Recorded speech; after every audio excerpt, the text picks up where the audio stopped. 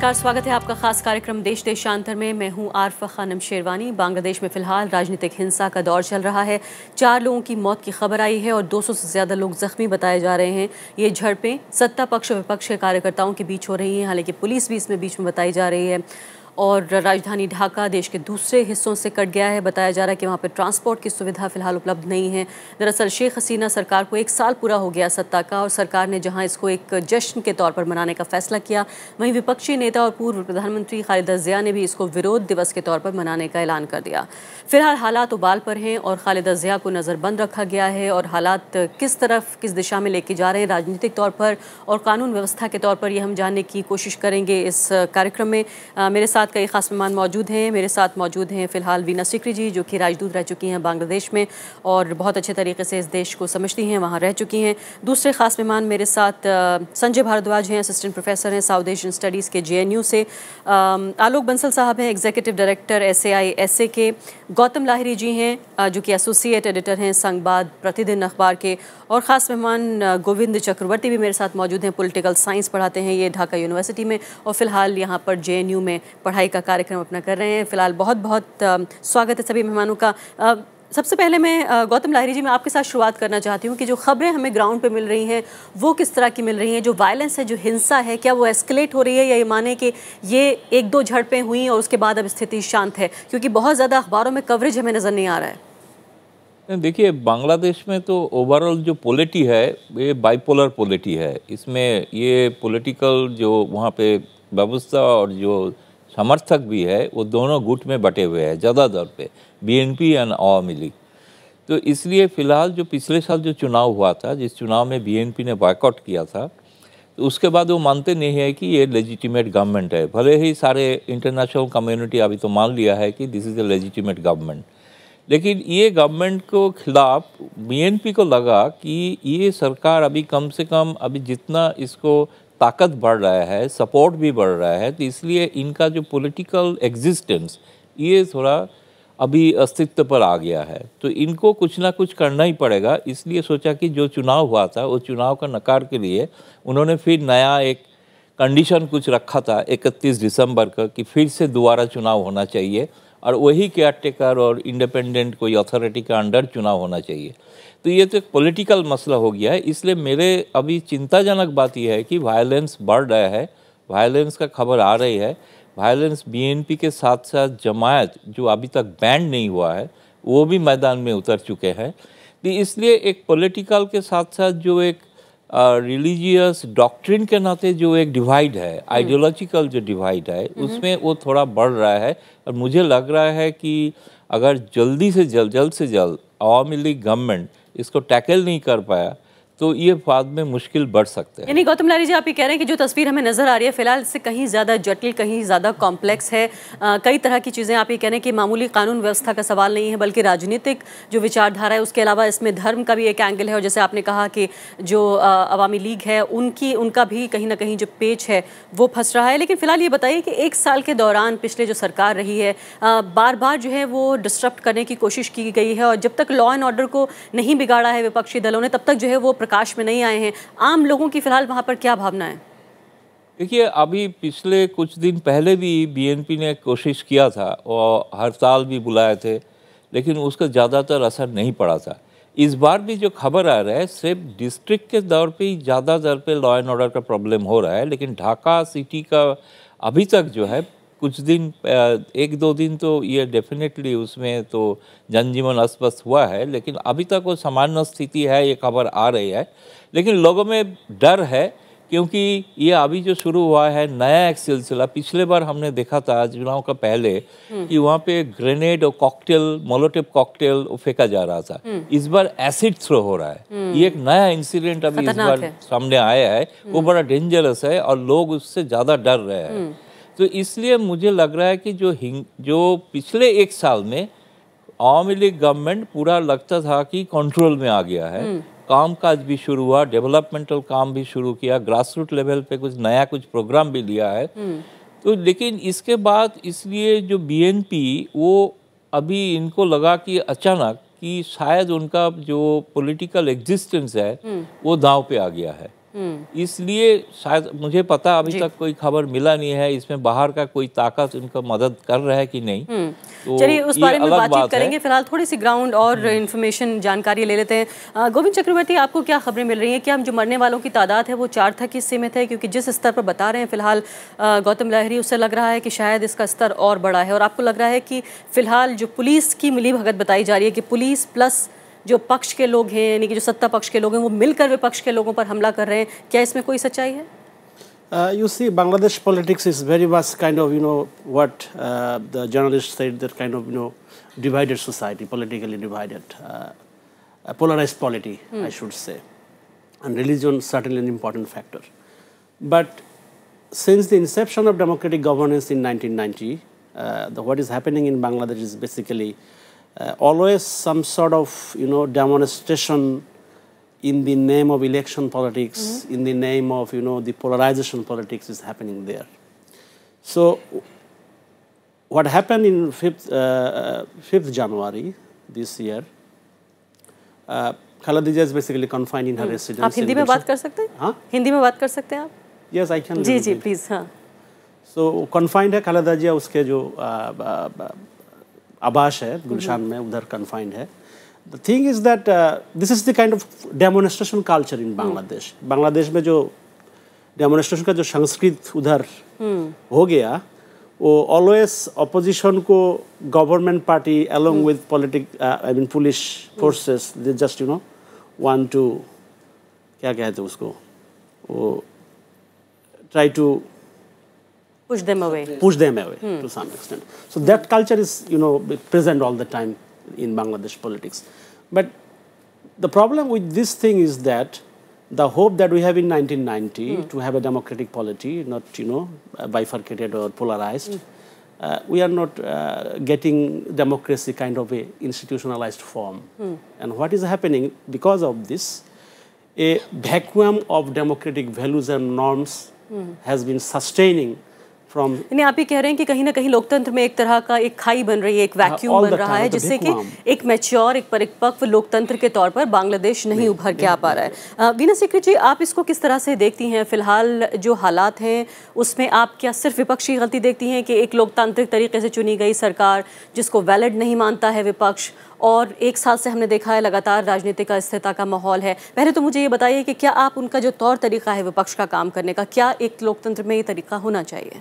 मेरा ख्याल ये जो हिंसा है और वायलेंस है इसको बिल्कुल ही बंद करना चाहिए, क्योंकि बांग्लादेश में जैसे आपने बताया प्रोफेसर साहब ने कि ये प्रॉब्लम बहुत ही ज़्यादा है कि हिंसे वायलेंस इतनी ज़्यादा हो जाती है, और बल्कि मैं कहती हूँ कि आवाम तंग आ गई है, और वहाँ की आवाम की रिएक्शन आज भी यही है कि वो बिल्कुल वायलेंस नहीं चाहते। जो उन्होंने पिछले साल जनवरी 2014 की इलेक्शंस में जो हिंसा देखी थी, लोग जलाए गए थे, बसें जलाई गई थी, स्कूल बंद थे, कॉलेज बंद थे, लोग चाहते नहीं हैं। इसलिए ये जो विपक्ष करने की कोशिश कर रही है उसकी आवाम में सपोर्ट बहुत ही कम है। नंबर 1 बात ये है। और बीएनपी खुद अपनी रेलेवेंस ढूंढ रही है, क्योंकि वो सोचे कि वो इतने कमज़ोर हो गए हैं कि अब इस वक्त वो पहले एनिवर्सरी पे एक अपने रेलेवेंस को दिखाने के लिए एक डेमोन्स्ट्रेशन ना करें तो अब कहीं के ना रहेंगे। दूसरी बात ये है कि पूरे मतलब बांग्लादेश में ही, लेकिन बाहर पूरे विश्व में the relevance of the last election वो एक्सेप्ट कर चुके हैं, सब लोग वो एक्सेप्ट कर चुके हैं कि it is a legal constitutionally valid government, और इस गवर्नमेंट को 5 साल से पहले इलेक्शन करने की कोई ज़रूरत नहीं है। जो देश जैसे यूएसए, यूके वगैरह जो पहले पिछले साल कुछ शोर मचा रहे थे, वो भी अब अपना रवैया बदल चुके हैं और बिल्कुल स्टेबिलिटी के तौर पे आ गए हैं। दूसरी बात तो ये है। तीसरी बात ये है कि ये जो मामला है जिस पे ये सब हिंसा हो रही है कि हमें केयरटेकर गवर्नमेंट चाहिए और उसके बिना हम इलेक्शन नहीं करेंगे, ये मामला भी उन्हीं के सुप्रीम कोर्ट ने तय किया है। तो ये मामला, इसको दोबारा 1 साल के बाद दोहराना कि हमें अब इलेक्शन, ये कहते हैं केयरटेकर गवर्नमेंट चाहिए, ये सुप्रीम कोर्ट ने कहा है कि पार्लियामेंट्री डेमोक्रेसी में केयरटेकर गवर्नमेंट इलीगल है, तो ये नहीं हो सकता। तो इसलिए अब मैं कहती हूँ, जो मेरा कहने का मतलब ये है कि अब इस बात डायलॉग जरूर होनी चाहिए, लेकिन डायलॉग इस बात पे नहीं कि अभी इलेक्शंस करें। डायलॉग तो ठीक है, 5 साल के बाद इलेक्शंस होंगे, इससे पहले इलेक्शंस का मेरे ख्याल कोई रास्ता नहीं दिख रहा है। लेकिन दूसरी बात जिस पे डायलॉग होनी चाहिए कि स्ट्रेंथनिंग ऑफ डेमोक्रेटिक इंस्टीट्यूशंस इन बांग्लादेश। लेकिन वीना सिक्की जी, ये बताइए, तो आपने बहुत अहम बात की है, इस पे भी जरूर बात करेंगे कि आखिर लोकतंत्र तो आया, लेकिन लोकतंत्र के साथ जो इंस्टीट्यूशंस हैं लोकतांत्रिक, वो कितने मजबूत हो पाए? क्या उसी को जाहिर है डेमोक्रेसी कहते हैं, सिर्फ चुनाव होने को नहीं। लेकिन ये बताइए कि फिलहाल गौतम लाहिरी ये कह रहे हैं कि कहीं ना कहीं जो पक्ष है उसके पैर उखाड़ने की, उसको अपरूट करने की एक ये कोशिश है जो लगातार पिछले साल से चल रही है। कितनी मजबूत आपको सरकार फिलहाल नजर आ रही है? मैंडेट हम जानते हैं कितने कम वोटों के साथ वो सरकार बनी थी, उसको देखते हुए मद्देनजर आपको लगता है कितनी मजबूत सरकार है अभी? देखिए, मैंडेट अगर पार्टिसिपेटरी इलेक्शंस होते तो सही बात है, अगर बीएनपी हिस्सा लेते इलेक्शन में शायद वो इलेक्शन जीत भी जाते। तो इस लिहाज कम से कम एक मजबूत विपक्ष नजर आता संसद में। हाँ, लेकिन इस लिहाज से ये डेमोक्रेसी में यही रवैया है, अगर आप इलेक्शन में पार्टिसिपेट ना करें और फिर आप कहें कि हमें डेमोक्रेसी चाहिए, ये भी गलत बात है। कि हमारे यहाँ इलेक्शन कमीशन अभी भी जम्मू कश्मीर गए थे, वहाँ के कई पक्षों ने कहा था हमें इलेक्शन नहीं चाहिए, लेकिन जब इलेक्शन कमीशन ने तय किया कि इलेक्शन होंगे, सब पक्ष आगे पार्टिसिपेट करने लगे। लेकिन आपको सरकार अभी कितनी मजबूत नजर आ रही है? मुझे लगता है कि सरकार स्टेबल है। प्रधानमंत्री शेख हसीना ने कल ही अपना बयान दिया, एक पहली एनिवर्सरी का मैसेज दिया, उसमें उन्होंने बिल्कुल दोहराया कि इकोनॉमिक डेवलपमेंट कितनी हो गई है, रेट ऑफ ग्रोथ कितना है, एम्प्लॉयमेंट कितनी हुई है, रोड्स कितने बने हैं। तो इस लिहाजे से लोग चाहते हैं प्रॉस्पेरिटी और डेवलपमेंट। लेकिन डेमोक्रेसी में विपक्ष का हिस्सा भी है और ऑपोजिशन का रोल भी होना चाहिए। इस लिहाज से मैं कह रही हूँ कि डायलॉग बहुत जरूरी है, ताकि जब अगले इलेक्शंस हो ये डिस्कशन हो सके कि इलेक्शन कमीशन का रोल कैसे स्ट्रेंथन हो सकता है और बाकी क्या चीजें करने की जरूरत है, कैसे स्ट्रेंथन हो सकती है, ये बहुत जरूरी। प्रोफेसर संजय भारद्वाज, अभी तक जो है एक तरफा हमें बहस नजर आ रही है कि जो विपक्षी पार्टियां हैं वो ठीक काम नहीं कर रही हैं, लोकतंत्र के खिलाफ काम कर रही हैं, एक चुनी हुई सरकार के साथ इस तरह का बर्ताव है। लेकिन मुझे ये बताइए, आपके फिलहाल जो सत्ता पक्ष है, जो शेख हसीना है, उनका रवैया आपको कैसा नजर आया? जब वो जानती थी कि कितना वॉलेटाइल है, इतना अस्थिर माहौल है राजनीतिक, उसके बावजूद भी विजय दिवस या जश्न मनाने का जो फैसला है उनका, उसको आप कैसे आंकते हैं? देखिए, बहुत सारी बातें हैं, मैं बहुत ज़्यादा डिफ़र भी नहीं करूँगा। पोजीशन अपना काम करें, अपोजिशन अपना काम करे। पोजीशन अपना काम कर रहा है, कैसे भी कर रहा है, कॉन्स्टिट्यूशनली कर रहा है, अनकॉन्स्टिट्यूशनली कर रहा है, ये हो रहा है। कॉन्स्टिट्यूशनली भी हो रहा है, बहुत कुछ चीज़ें अनकॉन्स्टिट्यूशनली भी हो रहा है कि जो पॉलिटिकल वायलेंस जो दिख रही है वहाँ पे वैसे दूसरे तरीके से जो जिसको कहें कि अनअकाउंटेड वायलेंस भी हो रहा है। लोग वहाँ पे डिसअपियर हो रहे हैं, पता नहीं लग रहा है। अभी मैंने प्रथम आलो पढ़ रहा था, 113 लोगों का पता ही नहीं है कहाँ चले गए हैं। तो पोजीशन अपना काम कर रहा है अपोजिशन को वीक करने का। वो मुझे लगता है कि एक लोकतंत्र के लिए एक स्वस्थ धारणा उनका तरीका ठीक नहीं है, स्वस्थ धारणा नहीं है। डिबेट जो चल रही है कि भाई कॉन्स्टिट्यूशनल ऑब्लिगेशंस था, कॉन्स्टिट्यूशनल गवर्नमेंट है, डिबेट चल रही है कि एथिकल मीनिंगफुल इलेक्शंस नहीं है, वो एक डिबेट अपनी जगह है।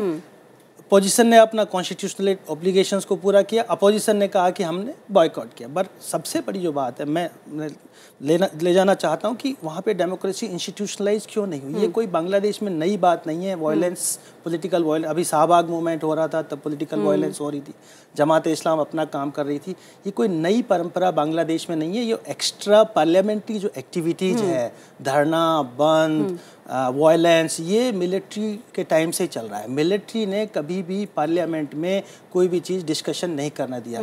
और मैं ये कहूँगा कि मिलिट्री से पहले पाकिस्तान देश से ये इनहेरिटेड है यहाँ के लोगों में कि कोई भी एक्टिविटीज आप पार्लियामेंट में आप सेटल मत कीजिए, आप स्ट्रीट पे आके आप सेटल कीजिए। और जब स्ट्रीट पे इस लेवल पे अगर वायलेंस एक्टिविटीज होगा तो वायलेंस होगा। अब दूसरी बात यह है कि पॉलिटिकल पार्टीज की क्रेडेंशियलिटी देखते हैं जब, तो हम देखते हैं कि अवामी लीग डेफिनेटली एक पॉलिटिकल पार्टी के रूप में मूवमेंट खड़ा किया और सत्ता में आई।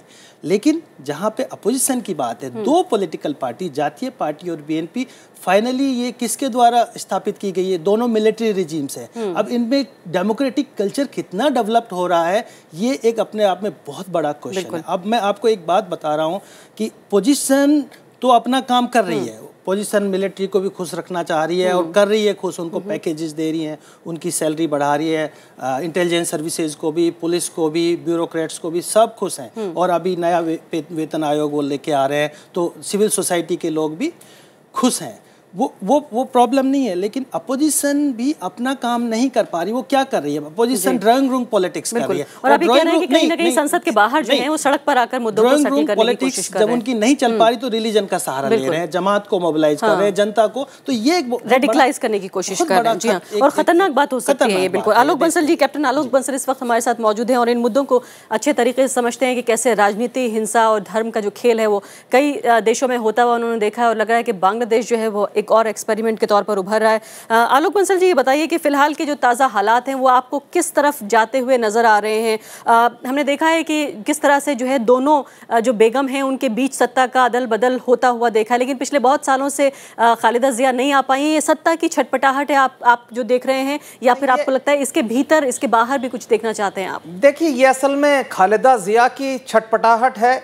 जब उन्होंने चुनाव में हिस्सा नहीं लिया था तो उन्हें लगा था कि इस गवर्नमेंट की कोई क्रेडिबिलिटी नहीं होगी, लेकिन उसके बाद शुरू में जो भी सवाल उठे इस्लामिक राष्ट्रों से या पाकिस्तान से, लेकिन जब से चीन ने इस सरकार को रिकॉग्नाइज किया है तब से इसकी जो क्रेडिबिलिटी थी वो स्टैब्लिश हो गई है। और उसके बाद पिछले 1 साल से इस सरकार ने जो विकास का मुद्दा है उसको अहम मुद्दा मान के रखा है, और पिछले 1 साल में जो इस सरकार ने कार्य किया है वो काफ़ी प्रशंसनीय रहा है। तो अब बीएनपी को ऐसा लग रहा था कि अगर वो कुछ नहीं करते तो वो परमानेंटली आउट ऑफ पावर हो जाएंगे, और साथ ही साथ ये जो कट्टरपंथी शक्तियों के खिलाफ जो आवामी लीग ने अपना जो मोर्चा खोला हुआ है वो काफ़ी हद तक सफल होता हुआ दिख रहा था। और इसके अंतर्गत जो कट्टरपंथी ताकतें थी, जमात इत्यादि, वो काफ़ी कमज़ोर होती चली जा रही थी। तो बीएनपी को लगा कि अब अगर उनसे चूक हो गई तो ये मौका हमेशा से उनके हाथ से चला जाएगा। और वो बीएनपी पिछले 1 साल से काफ़ी कोशिश कर रही है कि किसी तरीके से फिर से चुनाव हो जाएं, लेकिन आवामी लीग अब उनको अपनी शर्तों पर टेबल पर लाना चाहती है, और शायद जब तक ये नहीं होगा मेरे ख्याल से आगे इस समस्या का कोई समाधान नहीं दिख रहा। लेकिन कैप्टन बंसल, जो बात यहाँ पर हो रही है, जो धार्मिक सेंटिमेंट जगाने की बात हो रही है, हम जानते हैं कि जमात इस्लामी के कई सारे लोगों को जो है एग्जीक्यूट किया गया, उनके खिलाफ मामले चले, उनको जेल हुई और फांसी पे चढ़ाया गया। इस सब के बाद कहीं ना कहीं एक तबका तो ज़रूर ऐसा होगा बांग्लादेश में जो नाराज़ होगा।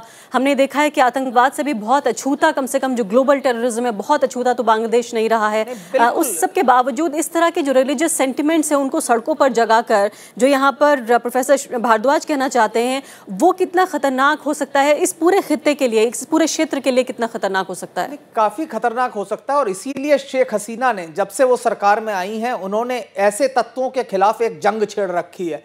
और ये जो अभी वॉर क्राइम्स ट्रायल्स चल रही है, इसके अंतर्गत सिर्फ जमात के लोगों को ही नहीं फांसी की सजा दी गई है, जातीय पार्टी जो कि सरकार की सहयोगी है, और यहां तक कि आवामी लीग के भी एक सदस्य को इस वॉर क्राइम्स ट्राइब्यूनल ने सजा सुनाई है।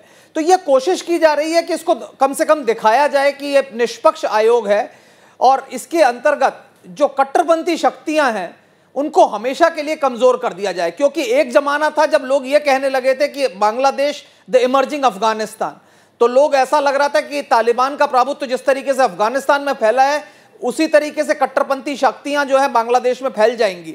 अब चूंकि अपोजिशन के पास कोई और मुद्दा नहीं है, तो अब ये मजहब का और धर्म का मुद्दा फैलाया जा रहा है, जिससे कि सरकार के खिलाफ हिंसा और विरोध को बढ़ाया जा सके। जी, तो यानी कई जो महत्वपूर्ण बातें। जी विनय सिक्की जी, मैं आऊँगी आपकी तरफ और आपसे भारत केंद्रित में सवाल पूछने की कोशिश करूंगी, लेकिन गौतम लाहिरी जी ये बताइए कि फिलहाल जिन डेमोक्रेटिक इंस्टीट्यूशंस का हम बार बार जिक्र कर रहे हैं और बार बार ये कह रहे हैं कि सिर्फ चुनाव करा लेना भर जो है वो एक लोकतांत्रिक व्यवस्था को स्थापित नहीं करता, बल्कि जो डेमोक्रेटिक इंस्टीट्यूशंस हैं, अगर बांग्लादेश का हम जिक्र करें, जुडिशरी है, एंटी करप्शन कमीशन है, पब्लिक सर्विस कमीशन है, ह्यूमन राइट्स कमीशन है, इन सबको जो ऑटोनॉमी मिलनी चाहिए एक आइडियल डेमोक्रेसी में, वो नहीं मिल पा रही, और इसके लिए कहीं ना कहीं दोनों ये बेगमें जो हैं वो जिम्मेदार हैं। देखिए, ये तो सच बात है कि जैसे प्रोफेसर चक्रवर्ती ने कहा कि वहाँ पे कोई लोकतांत्रिक संस्कृति नहीं बना।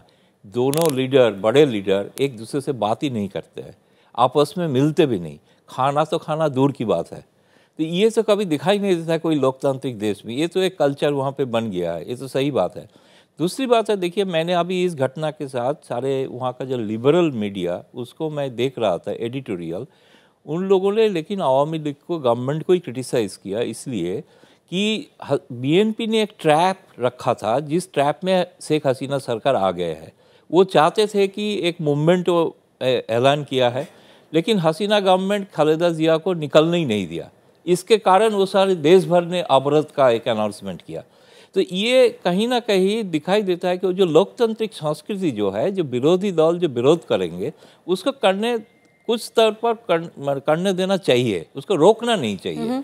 ये रोकने के कारण और भी हिंसा फैल गया है। और ये भी बीएनपी चाहते हैं, क्योंकि वो जानबूझ के इसके पहले खालिदा जिया का लड़का ने एक बयान दिया था, वो भी फादर ऑफ द नेशन के खिलाफ, कि मुजीबुर रहमान खुद रजाकार है। इसके लिए तो पता ही है कि अवामी लीग इसको रिएक्ट करेंगे, तो इसके लिए तो लोग भड़काएंगे और हिंसा भी ज़्यादा होंगे। बिल्कुल। तो इसलिए जो बीएनपी देख रहे थे कि एकमात्र अगर हिंसा का माहौल बांग्लादेश में फिर बन जाता है, जैसे पहले चुनाव का पहले बना था, तो शायद इंटरनेशनल कम्युनिटी फिर आके एक प्रेशर क्रिएट करेंगे, नहीं दोबारा चुनाव होना चाहिए।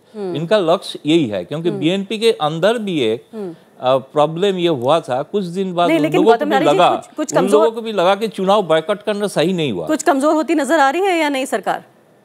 सॉरी, सुनाई सरकार कुछ कमजोर होती नजर आ रही है नहीं? देखिए, हिंसा जितना होगा इसमें तो सरकार फिलहाल अभी तक तो दिखाई नहीं दिया कि कमजोर है। बहुत सारे तख्त के खिलाफ वो कार्रवाई किया है पिछले 1 साल में। फिर भी आज जो इतना हिंसा फैल रहा है सारी जगह पे, पर्टिकुलरली कुछ जिले में जो हो रहा है, डिस्ट्रिक्ट में जो हो रहा है, ढाका शहर के बाहर जो हो रहा है, उसमें हमारे लिए चिंता का कारण है। भारत चिंता की वजह है। और फिलहाल चक्रवर्ती जी क्या बताइए, कहीं ऐसा तो नहीं है कि फिर से दुर्भाग्यपूर्ण मिलिट्री रूल जो देख चुका है बांग्लादेश, फिर से वो दुस्वप्न जो है वो बुरा सपना वापस आ जाए? वैश्विक जो प्रेक्षापट है उसमें चांस नहीं है। द थिंग इज दैट, लेकिन अगर वायलेंस एक हद तक आगे बढ़ता है, नहीं बढ़ेगा। क्यों नहीं बढ़ेगा? क्योंकि वो जो फ्रंट जो है, जमात और बीएनपी का जो फ्रंट है, वो ऑर्गेनाइजेशनली सांगठनिक में दुर्बल हो गया है। अच्छा, वेरी वीक हो गया है। सो जो जिसने उन्हें जो बोला पॉइंट दे दिया, जे क्या है वही, because of this trap, Awami league basically fall in this trap. ये ट्रैप लास्ट 1 ईयर में अवामी लीग बीएनपी ट्राई कर रहा है ट्रैप के लिए, this time basically Sheikh Hasina. So what my argument is very simple. जो लोकतंत्रों में दो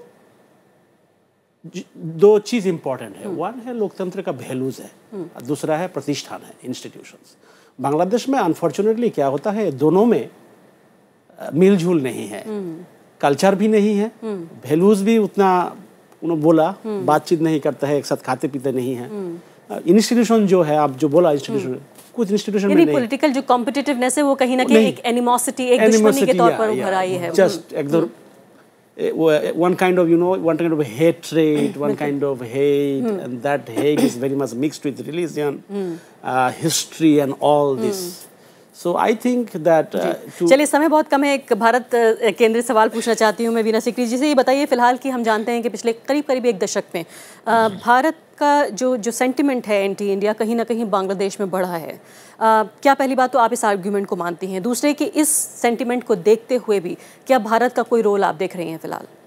नहीं, भारत का रोल डायरेक्टली तो मैं नहीं देख रही हूँ, क्योंकि ये तो बांग्लादेश की अंदरूनी बात है। एक जिम्मेदार पड़ोसी होने के नाते, जिसको अच्छा परिपक्व लोकतंत्र का एक तजुर्बा है, उसके नाते एक्चुअली रोल जो है हमारा, जो long term role, strengthening of democratic institutions, कि इलेक्शन कमीशन को स्ट्रेंथन करना है। जो इंडिया का एक्सपीरियंस ले लीजिए, हम अपने एक्सपर्ट्स भेज सकते हैं, ट्रेनिंग हो सकती है वहाँ के लोगों की। ऐसी चीज़ों में ज़रूर लॉन्ग टर्म कोऑपरेशन में भारत और बांग्लादेश के बीच है। और ये जो पिछले एक्सचेंज ऑफ विजिट्स हुए थे, इसमें ज़रूर इन चीज़ों की बात हुई है, और इंफ्रास्ट्रक्चर डेवलपमेंट की बात हुई है, $1 बिलियन का एक क्रेडिट लाइन भी दी है। तो इन चीज़ों पे हम ज़रूर बहुत ज़ोरों से अमल करें। पीपल टू पीपल रिलेशंस पे हमें करना चाहिए, क्योंकि हमने देखा है कि दोनों देशों में जो कुछ भी होता है दूसरे देश पे असर करता है। जब प्राइम मिनिस्टर शेख हसीना ने अपनी तरफ से बहुत अच्छी तरह से कोशिश की कि फंडामेंटलिस्ट एलिमेंट्स ख़त्म हो जाएं, तो वो आके बर्दवान में बैठ गए, और बर्दवान में उन्होंने अपना अड्डा बना लिया। और वहाँ पे हमने देखा कि वहाँ पे अपने बॉम्ब मेकिंग फैसिलिटीज़ वगैरह, और फिर जाके उसका असर भारत में भी और बांग्लादेश में, दोनों देशों में उनका प्लान था कि उनका असर होगा। तो इसलिए दोनों देशों के बीच इतनी interrelated border, porous borders, coming and going of people इतना है, तो ज़रूर भारत को फिक्र होना चाहिए कि जितनी ज़्यादा इंस्टेबिलिटी बांग्लादेश में होएगी उसका असर भारत में होगा। लेकिन और तीस्ता रिवर जो एग्रीमेंट है, इसके अलावा लैंड बाउंड्री एग्रीमेंट, पॉलिटिकल जितनी इंस्टेबिलिटी हो रही है वहाँ पर, उससे असर पड़ेगा इन एग्रीमेंट्स? नहीं, इन एग्रीमेंट्स पे ज़रूर भारत की सरकार ने कहा है कि वो ज़रूर ज़रूर इस पे अमल करेंगे और एलबीए तो होने वाली है ज़रूर। और अगले महीने चीफ मिनिस्टर ममता बनर्जी भी बांग्लादेश जाएंगी, तो होता है तीसरा पे होगा। लेकिन एक बात मैं ज़रूर कहना चाहूँगी कि जो बीएनपी की तरफ से ट्रैप की बात हुई थी, इसी जो भी पक्ष सत्ता में है उनके लिए दुविधा हमेशा होती है कि अगर कुछ ना करे तो जब वायलेंस बढ़ेगी तो लोग सरकार को ब्लेम करेंगे कि आप कंट्रोल नहीं कर पाए, और अगर वायलेंस को आप सप्रेस करें तो कहेंगे आप डेमोक्रेटिक नहीं हो रहे। तो ये चीजें जो है, ये जो सत्ता में है उनके लिए हमेशा ये होती है। इसको फाइन लाइन करके सप्रेशन भी नहीं होना चाहिए और वायलेंस भी नहीं होना चाहिए, यानी कि कानूनी तरीके से जो है वो इनसे निपटा जाना चाहिए कार्यकर्ताओं से। जी बिल्कुल, मैं फिलहाल कार्यक्रम मुझे समाप्त करना होगा। सभी मेहमानों का बहुत बहुत शुक्रिया। तो साफ तौर पर समझ में यही आ रहा है कि जो सरकार है बांग्लादेश की, वो फिलहाल एक जिसे कहना चाहिए रस्सी पे चलने जैसा उसके लिए है, लेकिन फिलहाल आने वाले दिनों में देखना होगा कि हिंसा का स्तर क्या होता है। इससे ही शायद ये तय होगा कि राजनीतिक तौर पर सरकार अस्थिर होती है या फिर स्थिर बनी रहती है। इसी के साथ अभी के लिए इतना ही, नमस्कार।